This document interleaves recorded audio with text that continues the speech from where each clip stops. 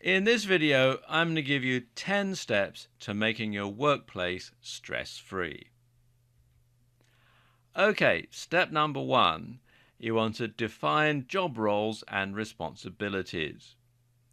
You want to define working hours, shift patterns, rest breaks, responsibility, and authority, so that everybody in the organization knows what they're supposed to do, when they're supposed to do it, and who they're supposed to report to. So there's no ambiguity because, as we said in an earlier video, ambiguity can be a big source of stress. Step number 2 is you want to be realistic.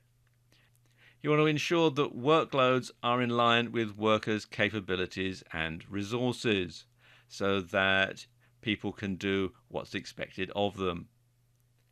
You also want to make sure that employees have the tools and resources that they need to do a good job. So you don't want someone to paint a great big wall with a toothbrush. You want to make sure that they have a nice big paintbrush to paint the wall, that sort of thing.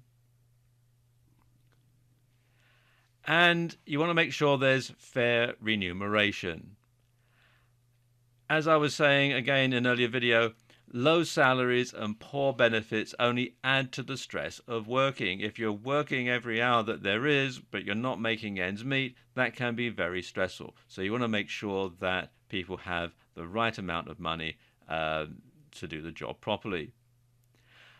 And of course, when people think they're being taken advantage of, then this can be stressful and demotivating. If people are working very hard, but you're not looking after them properly, then they're going to think, oh, why should I bother? So you want to find ways to include alternative benefits and perks if you can't afford to pay a big salary. For example, lots of large corporations have sports facilities, or they might, even just throwing a decent Christmas party with lots of food and booze that the employee doesn't have to pay for. That sort of thing can go a long way, and it doesn't actually cost a great deal when you compare what you're going to get out of it at the end of the day. But also, you should pay people what they're worth to your enterprise. Don't be a cheapskate or a skinflint boss. Make sure that the amount of money that you pay them is proportionate to the amount of income that they generate for your enterprise. And step number 4 is to communicate. And you should communicate clearly and unambiguously. You want to tell people what they need to know to do their jobs efficiently. Don't leave out some crucial piece of information that they're going to need to know, because if they don't know it, they're going to do the job entirely wrong, and then they're going to have to go back and start all over again. And that can be very, very stressful. You also want to make sure that people are kept in the loop with what they need to know, so that if there's some sort of a development takes place, then people know what's going on so that they can make adjustments accordingly. And you also want to make criticism constructive. Don't just simply shout at someone and say, oh, you're doing this all wrong. What you want to do is make some sort of constructive criticism. If you did this that way, it would be more efficient, that sort of thing. And remember that communication is a two-way street. So you want to make sure that you get plenty of feedback from your team so that you can change the way that you do things to make things more efficient. So that becomes less stressful for you as well as for the people that are working for you. Okay, step number 5 is be proactive. Like I was just saying in the last point, communication is a two-way street. So when you find that there's something coming back that's negative, you want to nip any problems in the bud. You want to make sure that any negative feedback is handled quickly. Because making people's lives easier can make your life easier by return. Step number 6 is career development.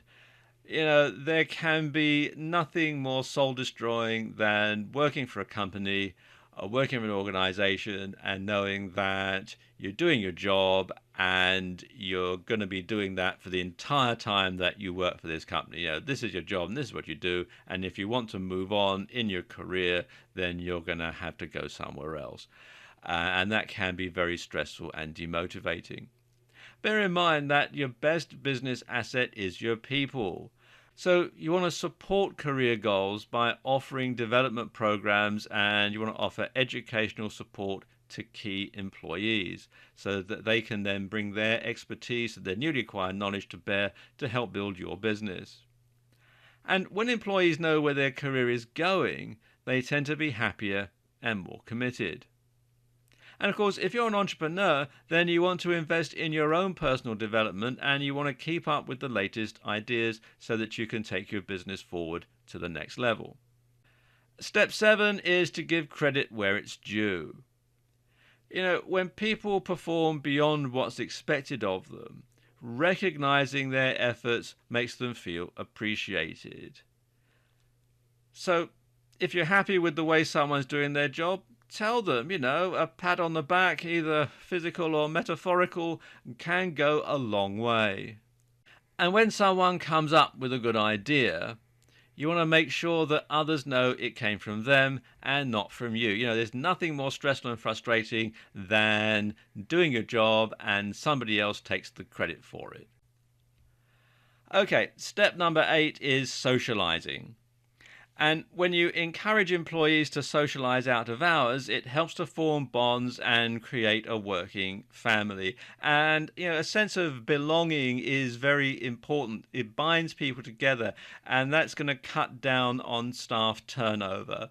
So, encourage employees to socialize out of hours, maybe throw a good Christmas party, that sort of thing. That can help to bind things together and help people to think of the company as more just somewhere to go to work.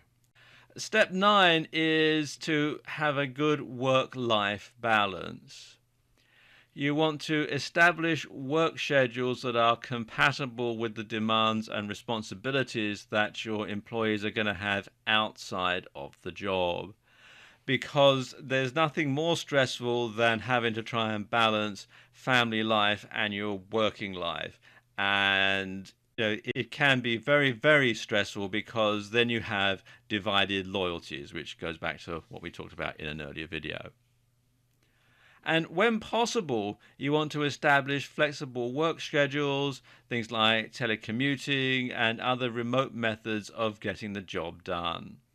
Now, the end result of all this is you have employees who are happy, healthy, and committed to the organization. And when you cut down on the levels of stress, of course, you're going to have much lower turnover of employees. So that means you don't have to have all the expense of going out and hiring someone to fill a job from someone who's quit because they simply found the job too stressful. And finally, step 10. You want to innovate. You want to keep abreast of the latest ideas and you want to encourage employee input. Make your business one that people want to work in because it's interesting and exciting, and you'll find that the employee stress levels go right down. Or if they don't, it'll be stress levels of good stress rather than stress levels of bad stress. And of course, a happy workforce is a more productive workforce, and that, of course, is better for your bottom line.